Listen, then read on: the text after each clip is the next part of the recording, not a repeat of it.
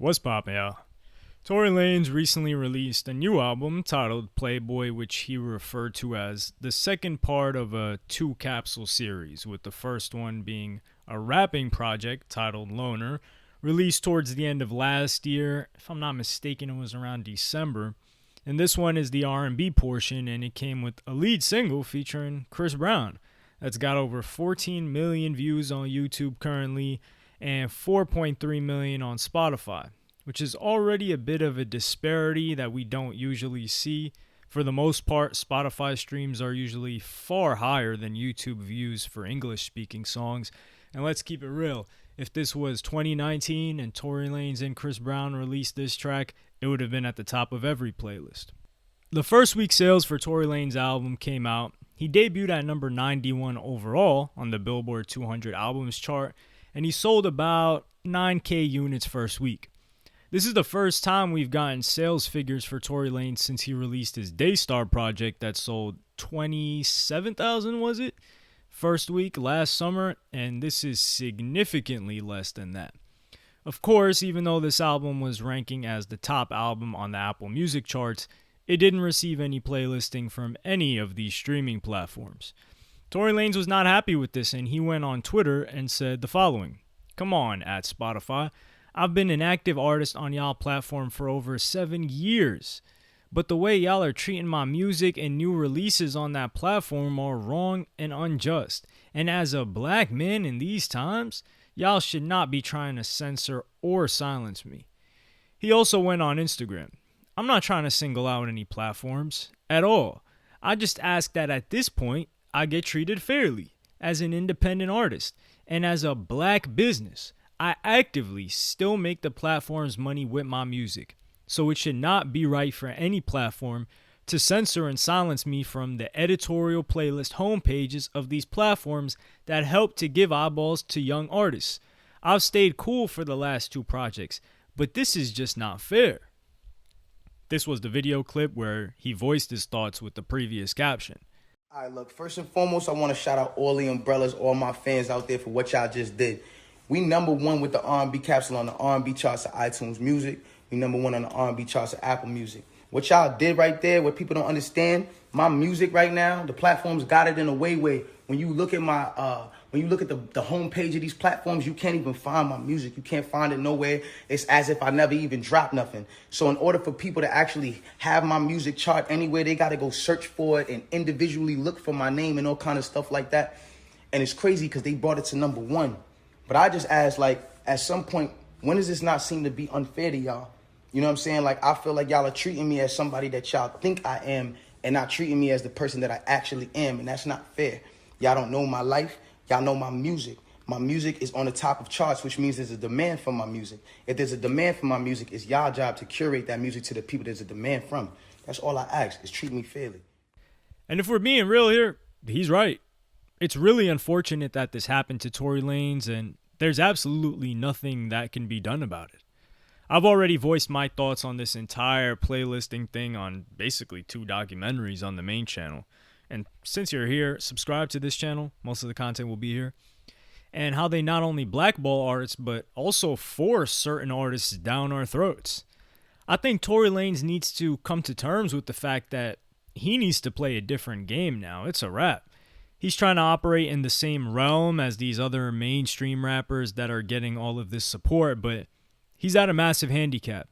So charting on the Hot 100 ever again is pretty much out of the question unless they decide to lift this ban they have on him. And Tory has already made some moves that suggest he's pivoting and playing a different game with music than the mainstream artists, and getting more creative with ways to make money, this time with NFTs. NFT stands for non-fungible token, and I'm not proficient nor an expert nor am I even average knowledge at this, but I know the basics, which is that it's a unique digital item that can't be replicated.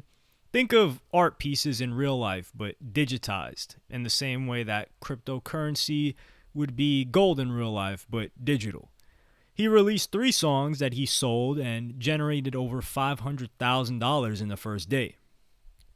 I personally think this NFT thing is odd. With the very minimal knowledge, I'm pretty ignorant about the topic. I will admit that.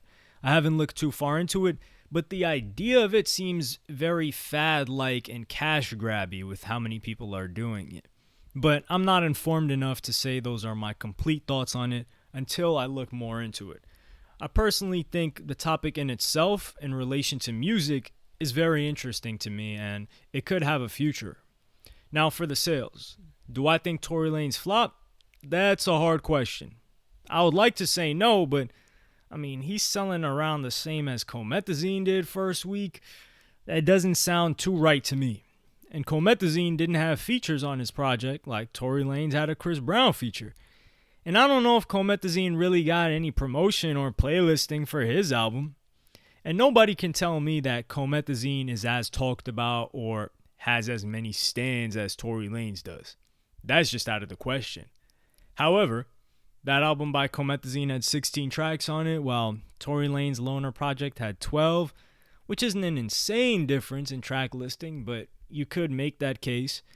If Tory Lanez did 15K, I would have said it's a solid sales week.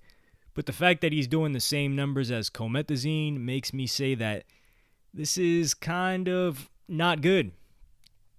But this brought me to the thinking of, can we even really judge album sales for artists like Tory Lanez who are not only independent, but also blackballed from every editorial playlist, and these editorial playlists are what is constantly shoved in the face of the listeners. Tory Lanez has demonstrated he has a ton of fans willing to check out his music. His album got over 10.5 million streams the first week, and since he's blackballed, that means that all of those people looked up his name on the streaming service with the intention of looking for his new project and listening to it. They didn't open up their Spotify or Apple Music and it just appeared on their screen. Then they decided to check it out, like what happens with the majority of releases. And if we're looking at 10.5 million streams in the USA for 9K sales, if we wanted him to do 45K, let's say, would y'all say that's a good sales week for him? If we want him to do 45K, he would have to do what? That's 52 point something million streams first week. Explain to me how Tory Lanez is going to generate 52 plus million streams in 7 days. Because I have no idea without playlisting. I've heard that Tory Lanez has fired a lot of his team, and if it is true and he's downsized to less than 5 people, I've heard it's less than that, honestly, then he's moving in the right direction of this new chapter of his life and career. He's sort of at the forefront of someone who had the industry machine really help him out, and seeing what he can do now that he's not only had the training wheels taken off, but the front tire popped as well. He's basically riding on a unicycle now with how hard it's going to be. But until this whole legal case settles down, and even after that, I don't think we should expect to see Tory Lanez on any playlists. Who knows if they'll put him on even if he's found innocent. But this is a very valuable lesson for any rapper that's popping, and it might be a good idea to stay away from relationships if you think they're going to turn toxic or violent with famous females or other artists that are famous that happen to be females. Of course, this Tory Lanez thing is something insane. It's sort of an outlier event, and there is a certain type of person who tries to test and get certain men angry to a point in which they get violent. And let's keep it real, Tory Lanez is not very hard to get angry. We've seen plenty videos of that. And these men are stupid to not recognize it and stay away from those kind of females. But let's be completely honest here. Let's look into the crystal ball. If Tory Lanez did what he did to a female that wasn't Megan Thee Stallion, assuming that he actually did do that, one that wasn't even in the industry, had no fame at all, not really any social media clout, do you think that these streaming platforms would care? Let alone try to blackball him from editorial playlists because of it? I can tell you my answer, and it's hell no. Because we have at least 5 rappers I can name off the top of my head, probably over a dozen if I sit down and write them down, that have put hands on a female or worse, it being recorded on video, and then nothing happening to their playlisting. I'm sure you can think of a bunch yourself. But let me know what y'all think in the comments. Do album sales even matter for Tory Lanez anymore? Like, subscribe to this channel if you haven't already. Most of the content will be on here now. Follow me on Twitter and Instagram. Thank you for watching. Peace.